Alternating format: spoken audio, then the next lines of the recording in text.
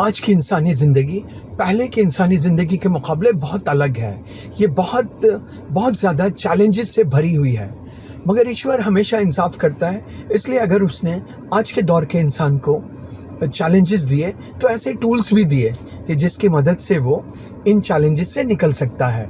इंसान की ख़ास बात ये है कि उसके पास पावर ऑफ रीज़न, अक्ल की क़ुव्वत है, पावर ऑफ मेमोरी की क़ुव्वत है, पावर ऑफ इमेजिनेशन की क़ुव्वत है, पावर ऑफ एक्टिविटी, अमल की क़ुव्वत है। तो इंसान अपने इन टूल्स की मदद से हर चैलेंज से निकल सकता है।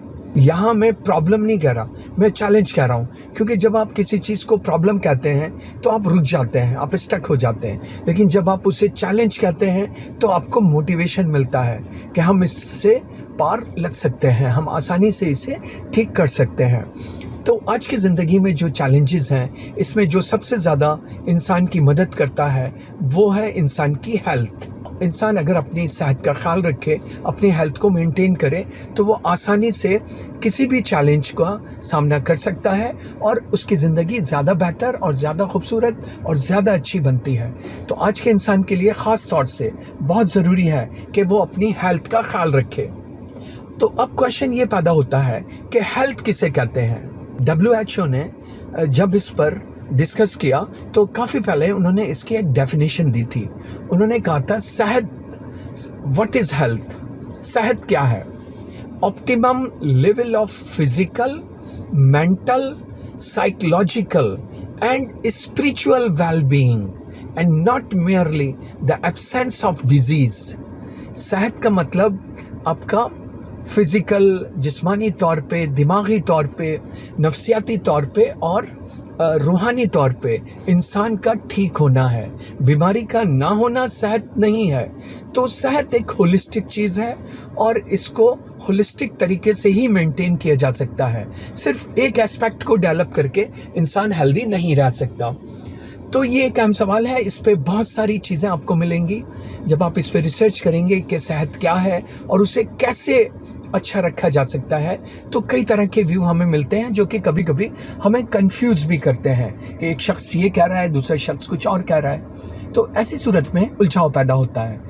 तो मैं इस बात को समझने के लिए मैंने काफ़ी रिसर्च की और फिर मुझे लगा कि किसी एक्सपर्ट से बात की जाए। तो इस वक्त मैं प्रोफेसर नवेद इकबाल, जो कि मेरे बहुत अजीज़ दोस्त हैं, जो फॉर्मर DSW भी रहे जामिया मिलिया यूनिवर्सिटी के और फॉर्मर हेड भी रहे और बहुत एक्सपर्ट हैं इस टॉपिक के और लिहाजा उनका एक बहुत ज़बरदस्त कंट्रीब्यूशन है इस फील्ड में।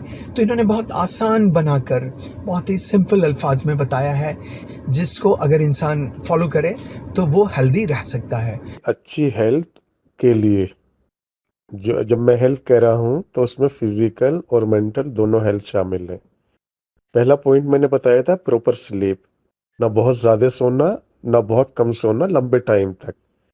कभी कभी चल जाता लेकिन लंबे पीरियड के लिए 1 महीने 2 महीने 6 महीने, वो उसके लिए मैं वर्ड यूज़ कर रहा हूँ लंबे टाइम के लिए। तो प्रॉपर स्लीप पहला है, ना बहुत ज़्यादा सोना ना बहुत कम सोना, जितना रिक्वायर्ड नंबर स्लीप है वो लेना और सही टाइम पर लेना।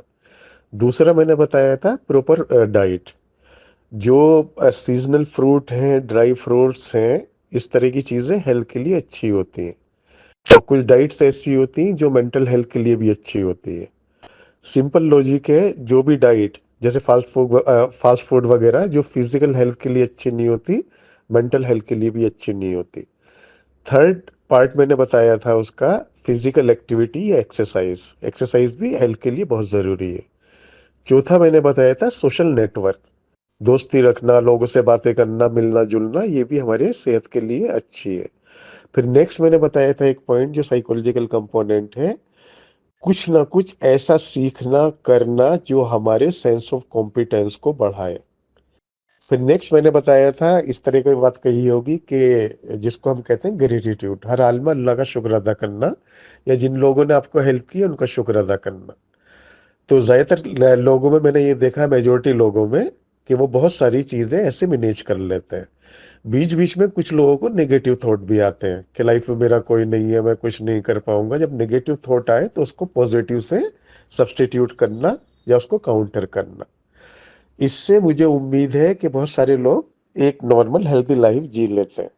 लेकिन अगर ये नेगेटिव थॉट, एक टाइम ऐसा आता है लोगों में जब उन्हें प्रॉब्लम होने लगती है, अगर ये लिमिट से ज्यादा आने लगते हैं, पहले मैं बताऊं कि कभी कभी, उसके लिए वर्ड में यूज कर रहा हूँ ओकेजनली, ओकेजनली नेगेटिव थॉट सबको आते हैं, उससे कोई मसला नहीं है। लेकिन अगर नेगेटिव थॉट आ रहा है, फ्रीक्वेंटली आ रहा है, बहुत बार आ रहा है, और वो हमें डिस्टर्ब कर रहा है, तो फिर उसको हमें डील करने की जरूरत है।